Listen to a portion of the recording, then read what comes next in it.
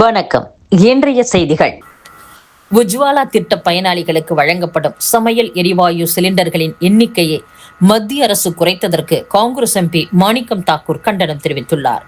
உஜ்வாலா திட்டத்தின் கீழ் வழங்கப்படும் சமையல் எரிவாயு சிலிண்டர்களின் எண்ணிக்கை 9 குறைக்கப்பட்ட நிலையில் தற்போது 4 சிலிண்டர்களாக மேலும் குறைக்கப்பட்டுள்ளது. இதற்கு கண்டனம் தெரிவித்துள்ள காங்கிரஸ் எம்பி மாணிக்கம் தாக்கூர், ஏழை பெண்களுக்கு பாஜகவினர் மிகப்பெரிய வெற்று வாக்குறுதி இன்று அம்பலமாகிறது. 2016 12 சிலிண்டர்கள் மானியம், கடந்த ஆண்டு 9 சிலிண்டர்களாக குறைப்பு, இன்று வெறும் 4 சிலிண்டர்களாக மேலும் குறைப்பு. ஒரு ஏழை பெண் 365 நாளும் சமைக்க வேண்டும். மோடி அரசு வெறும் 4 முறை மட்டுமே மானியம் தருகிறது. சராசரி நுகர்வு 4 சிலிண்டர் தான் என்று அரசு சொல்கிறது. உண்மை என்னவென்றால், ஏழை குடும்பங்கள் வாங்க வசதி இல்லாததால் குறைவாக பயன்படுத்துகின்றனர், தேவையில்லாததால் அல்ல. இந்தியாவின் ஏழை பெண்களுக்கு மோடியால் இழைக்கப்பட்ட துரோகம் என்று குறிப்பிட்டுள்ளார். முதலமைச்சர் விஜய் நாளை மீண்டும் டெல்லி செல்ல உள்ளார். முதலமைச்சரான பிறகு முதல் முறையாக கடந்த மே மாதம் 27 முதலமைச்சர் விஜய் டெல்லி சென்று பிரதமர் மோடியை சந்தித்தார். அப்போது கர்நாடக அரசு திட்டமிட்டுள்ள மேகேதாட்டு அணை திட்டத்தை அனுமதிக்க கூடாது என்றும், தமிழக மீனவர் பிரச்சினைக்கு தீர்வு காண வேண்டும் என்றும் வலியுறுத்தினார். இந்நிலையில் மாநில முன்னேற்றத்திற்கு தேவையான வளர்ச்சி திட்டங்களை செயல்படுத்த நிதி ஒதுக்கீடு குறித்து அனைத்து மாநில முதலமைச்சர்களுடன் டெல்லியில் வரும் 11 நிதி ஆயோக் கூட்டம் பிரதமர் மோடி தலைமையில் நடைபெறுகிறது. இதில் பங்கேற்க முதலமைச்சர் விஜய் நாளை டெல்லி புறப்பட்டுச் செல்கிறார். இந்த பயணத்தின் போது உள்துறை அமைச்சர் அமித்ஷா, காங்கிரஸ் மற்றும் இடதுசாரி கட்சிகளின் தலைவர்களை விஜய் நேரில் சந்திப்பார் என்று தகவல்கள் வெளியாகியுள்ளன.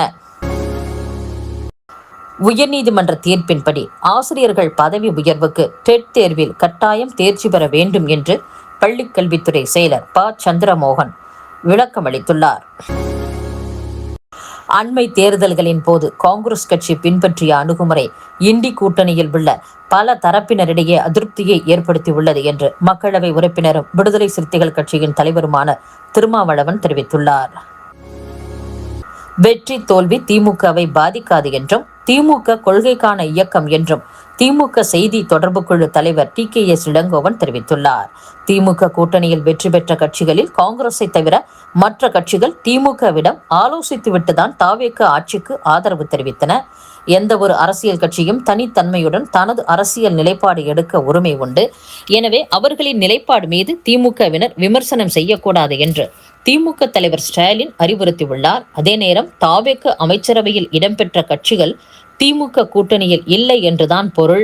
பாஜகவுக்கு எதிராக திமுக தலைமையில் வலிமையான கூட்டணி உருவாகும். இண்டி கூட்டணியில் திமுக இல்லை. எனவே அந்த கூட்டத்தில் திமுக, ஆம் ஆத்மி ஆகியவை பங்கேற்கவில்லை. வெற்றி தோல்விகள் திமுகவை அசைத்து கூட பார்த்ததில்லை. 1991 கருணாநிதி மட்டுமே வெற்றி பெற்றார். அடுத்த தேர்தலில் ஜெயலலிதாவை தோற்கடித்தோம். திமுக கொள்கைக்கான இயக்கம், அதே கொள்கையில் பயணிப்போம். வெற்றி பெறும்போது அந்த கொள்கையை செயல்படுத்துவோம். எதிர்க்கட்சி வரிசையில் இருக்கும்போது அதை செயல்படுத்த குரல் கொடுப்போம். திமுகவில் மாற்றம் குறித்து கட்சித் தலைவர் ஸ்டாலின் முடிவெடுப்பார் என்றும் TKS இளங்கோவன் பேசியுள்ளார். துபாயில் மினி பஸ் லாரி மோதிய விபத்தில் இந்திய தொழிலாளர்கள் 7 பேர் உயிரிழந்துள்ளனர். இந்த விபத்தில் மேலும் 9 இந்தியர்கள் காயமடைந்து மருத்துவமனையில் அனுமதிக்கப்பட்டுள்ளனர். காயமடைந்தவர்களுக்கு தீவிர சிகிச்சை அளிக்கப்பட்டு வருவதாக துபாய் போலீசார் தெரிவித்துள்ளனர். மத்திய அரசு தமிழகத்திற்கான பேரிடர் மேலாண்மை நிதியை தந்துள்ளது. பேரிடர் மேலாண்மை நிதி 1000 கோடி ரூபாய் வந்துள்ளது என்று அமைச்சர் செங்கோட்டையன் தெரிவித்துள்ளார்.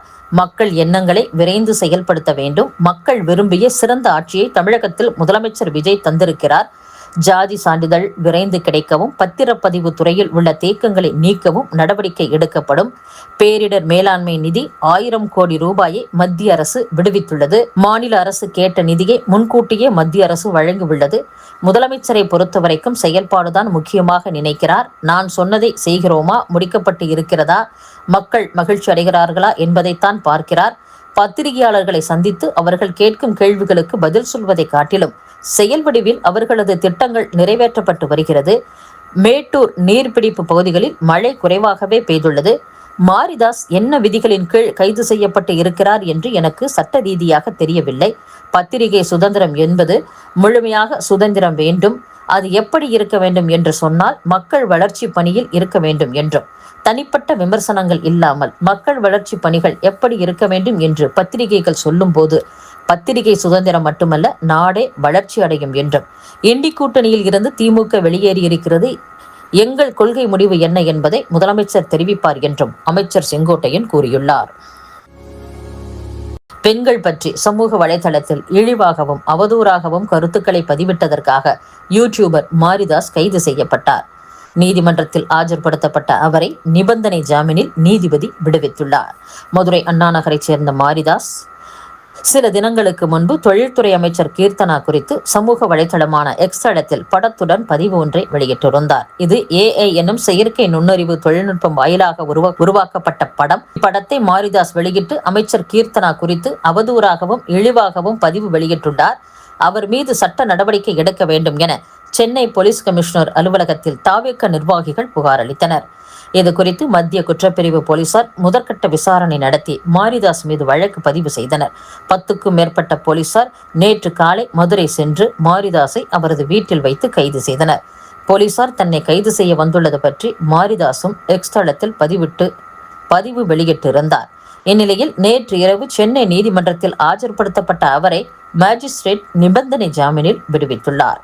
மாரிதாஸ் கைதுக்கு கண்டனம் தெரிவித்து அதிமுக பதிவும் வெளியிட்டுள்ளது. அதில் பாசிசம் பாயாசம் என்று வாய்க்கிழிய வசனம் பேசியவர்களின் ஆட்சி செய்யும் இந்த நடவடிக்கை பாசிசமா பாயாசமா? நீங்களும் செய்தியாளர்களை சந்திக்க மாட்டீர்கள், கேள்வி கேட்கும் செய்தி நிறுவனங்களையும் முடக்கி விடுவீர்கள், யூடியூப் வாயிலாக பேசினால் கைது செய்வீர்கள், what bro, it is very wrong bro என்று குறிப்பிட்டுள்ளனர். இத்துடன் செய்திகள் நிறைவடைகின்றன. மீண்டும் நாளை சந்திப்போம். வணக்கம்.